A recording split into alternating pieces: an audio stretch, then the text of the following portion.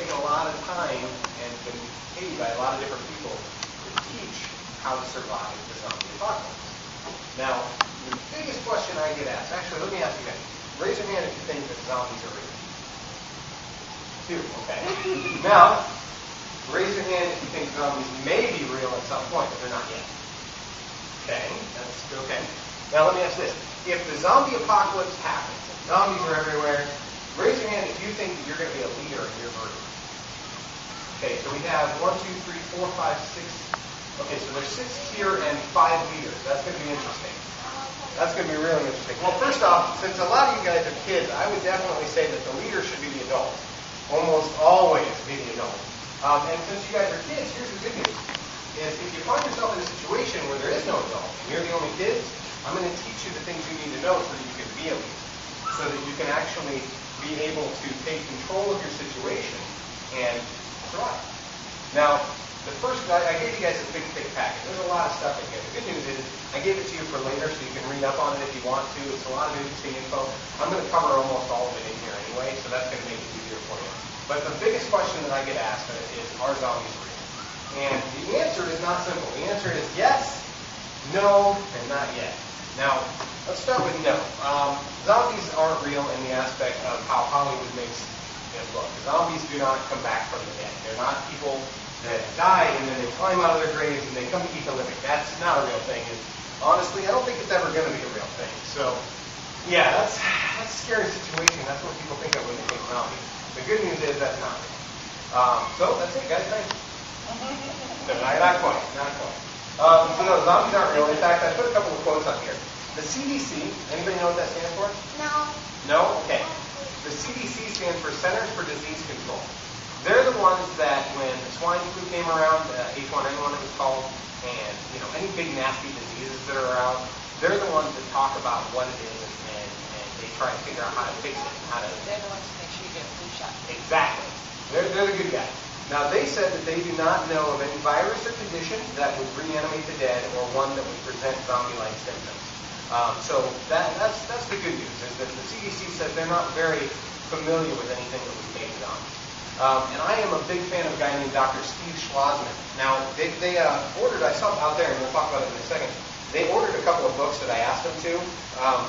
One of them is a book called The Zombie Autopsies. Now, it's a really, really interesting book because it breaks down, this guy is from Harvard, which is a super fancy, super smart school, and he's a doctor that wrote this book called The Zombie Autopsies. And in it, he talks about how zombies could be real. And we'll get to that in just a minute. But he said, in a quote that he did, he said he did an article for Psychology Today called Zombies Are Not Real. And he says, there will not be a zombie apocalypse. Many people shout boo when I say this at conventions, but it's not real. It's not happening. So that's kind of a bummer. Now, when I said yes, I said there's 3 parts. I said no, they're not real. And I said yes. Yes? On Minecraft, there's like these zombies, and I know they're not. The little creepers? Yeah, no. They're not real. Thank you. No, there have these zombies here in the building, right? He's got Minecraft down to the science. I love it. I have Minecraft. Minecraft. Arrows. And I have it on my works. Right on. All right, let him talk about zombies. So now, the other thing is, I said yes. I said zombies are real. So here's the interesting part. This is a guy by the name of Clavius Narcisse. I had a friend of mine draw up a picture of what he looked like. Clavius Narcisse lives in the country of Haiti. Now, the number 1 religion in Haiti is voodoo. Now, a lot of people, voodoo gets kind of a bad rap. A lot of people think that it's voodoo dolls and poke the doll and make people hurt and things like that. Actually, that's not exactly how it works. Voodoo is a lot like Christianity in a lot of ways, and it's actually derived from Christianity and from some hoodoo, which is an African religion. So they made their own religion where they have these gods called Loas. And in voodoo, one of the most powerful practices in voodoo is that you can actually take this witch doctor called a Bokor can actually turn somebody into a zombie. Now, this has always been speculation. It's always been terrified, and a very wide belief down there that you can turn somebody into a zombie until Clavius Narcisse came up. Clavius Narcisse was a wealthy businessman who was a real jerk. He was mean to his family. He was mean to his brothers. He was mean to his sisters. He was really, really wealthy, and all of his family was pretty much impoverished. And I mean, they had no money. So he could help them out, but he didn't. In fact, he did things to make their lives worse. So Clairvius' brother went to a Vaucour and went to a Haitian voodoo tribe, a big court essentially, and asked them to turn Clairvius into a zombie. And they said yes, they would do it. So they went. Vaucour went and did something weird, and the guy was pronounced dead by 3 medical doctors. He was actually examined and pronounced physically dead. So they buried him in the ground, and then fast forward, I think it's, I want to say 12? I think it was 18. 18 years later, he came back into his village. He literally walked right into his village. So he died. He died, was buried, pronounced dead by 3 modern medical doctors. And 18 years later, he walked back into his village wearing his baby clothes. Now, here's where it gets really weird. Where was he 18 years? Well, according to Mr. Narcisse, he was on a zombie plantation. And when the plantation owner died, he felt free of his zombie bonds and literally just walked back home. And his sister identified him. They checked dental records, and it was Clairvius Narcisse. So, we had an example of an actual living Haitian voodoo zombie. And he was interviewed by CNN. In fact, there was, you guys might know this. You ever heard of the movie book Serpent and Rainbow? Okay. There was a book that this big doctor guy came around, and he went down to Haiti, and he investigated Mr. Narcisse. He found out the scientific reason that it all worked out. And what's crazy about it is his studies, and he interviewed Mr. Narcisse, and then CNN interviewed them, and Fox News interviewed him, and there was all kinds of people who kept interviewing him. His story never changed, not once. He said, I fell sick, I died, and then I woke up on this plantation. So, how did it happen? How did they make a zombie? How is this even possible, right? And how did this guy, even if he was never a zombie, how did he go from being perfectly fine to sick and in the ground, and then 18 years later wander into his village? Well, the answer is really simple, actually. It's science. There is this thing in pufferfish called tetrodotoxin. Now, you guys know what pufferfish are? Think Mrs. Puff on SpongeBob, but a little bit nastier. Okay? Tetrodotoxin is found in pufferfish, and in Japan, it's a delicacy. If cooked perfectly, people would eat tetrodotoxin, and they start feeling really goofy. They feel really kind of groggy and nauseous and really goofy. If cooked even slightly improperly, they die. So, tetrodotoxin is some nasty stuff, and unless you know how to handle it, you should probably stay away from it. Well, what these voodoo witch doctors have figured out is these Vaucours and mamas, the female witch doctors, have figured out is how to mix tetrodotoxin and some other things perfectly so that it puts you in a comatose state, slowed your vitals so much so, and made your heartbeat and your blood flow go so low that at the time, their modern technology could not sense you being alive. They could not sense breath at all because the breathing was so shallow, it was like it wasn't even there.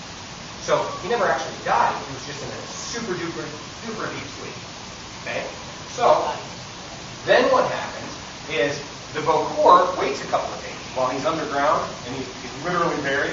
He waits about 2 days. Now, there was enough, I don't know how they figure out the oxygen side of this, but he stays alive. And he goes back down there, and he uses this thing called durasteromanium, I believe.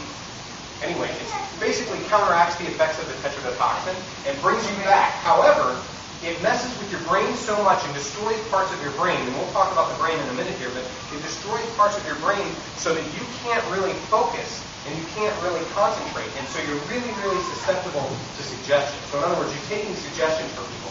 So if somebody said, you are the 33rd president of the United States, you would go, okay, that makes some sense to me. Now that's not true, obviously, but you don't know it because of this drug that's been put into your body, right? So you think whatever they tell you. So if you come to, and the Mambo or the Vaucour tells you, you are a voodoo zombie now, and you are this person's slave, and until their dying day, you will do whatever they want you to do. You are mindless, you are not hungry unless you're told to be hungry, you are not violent unless you're told to be violent, you are their slave. Okay, that makes sense. And you do whatever you're told. So in Haiti, they actually have zombie plantations where there are people who work on these plantations. And if you walk up to them and you try to talk to them, they think they just work there. They don't realize that they're bringing investment with them. So does that drug only work after they're given the tetrodotoxin? Yes, it works, yes. You can't just give somebody the dextromethorphan Not really, because They tell them what to do. exactly. It works with it. If you tried to do that, it would literally turn their brain to mush.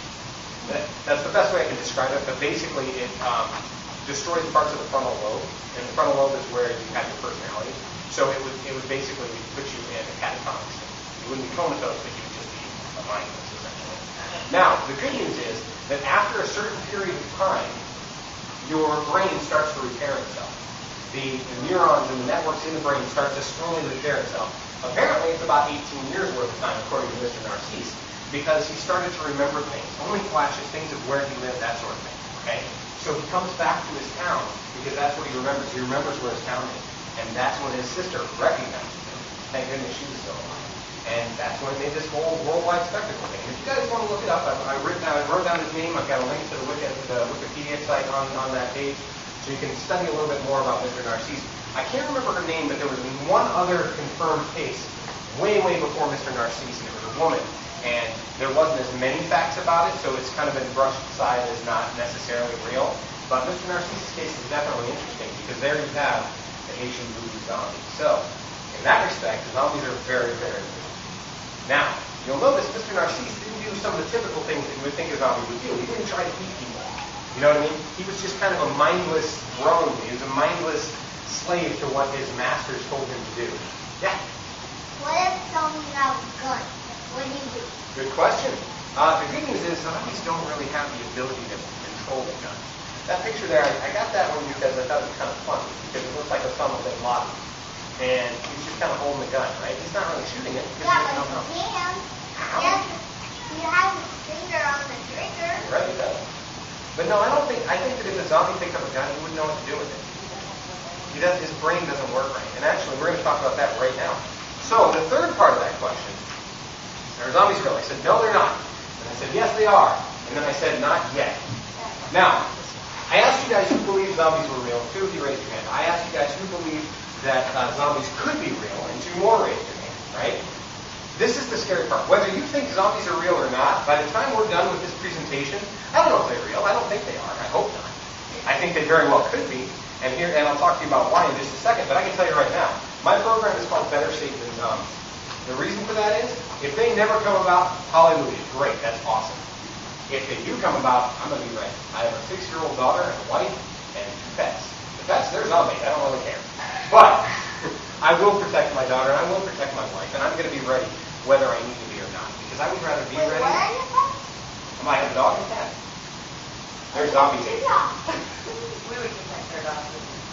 Well, if you train them right, they can actually be very cool. So that's good. That's a good thing. So anyway, the last part is this. There are these things called the prions. Now, I have here an interesting little simple picture of what your brain looks like in different parts. Now, it's not this colorful. It's actually this nasty gray matter. But this is how the brain is broken up. Now, each part of the brain controls different functions of your body. The frontal lobe here, this entire orange part right here, controls your personality. It's who you are. It's everything about you, everything that makes you unique, everything that is your creativity, your imagination. That's all stored in the frontal lobe. So if the frontal lobe becomes damaged, you lose that. You lose part of who you are. Okay? There's another part in here called the medulla oblongata. Anybody know what that controls? No. Probably not. Hunger. That's when that's aggression. That's where you're super, what's up? It's anger. Anger, yes. You're absolutely right. And where's that from? From the Waterborne. Waterborne. Yeah, you're absolutely right. The medulla oblongata controls how angry you are, and how emotional you are, and how frustrated you are. Now, if you have an enlarged oblongata, you can't control your rage. You're always angry. Okay? The other part that we're going to look at here is the hypothalamus. Now, the thalamus and hypothalamus can control your hunger. They tell you when you're hungry and when you're not. They tell you when you're full. When you start to feel full, say Thanksgiving dinner, and you eat lots and lots of food, and your tummy feels really, really full, and you feel like you're almost sick, that's your thalamus saying, hey, you better chill out. You're full.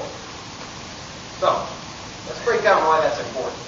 Prions are a protein.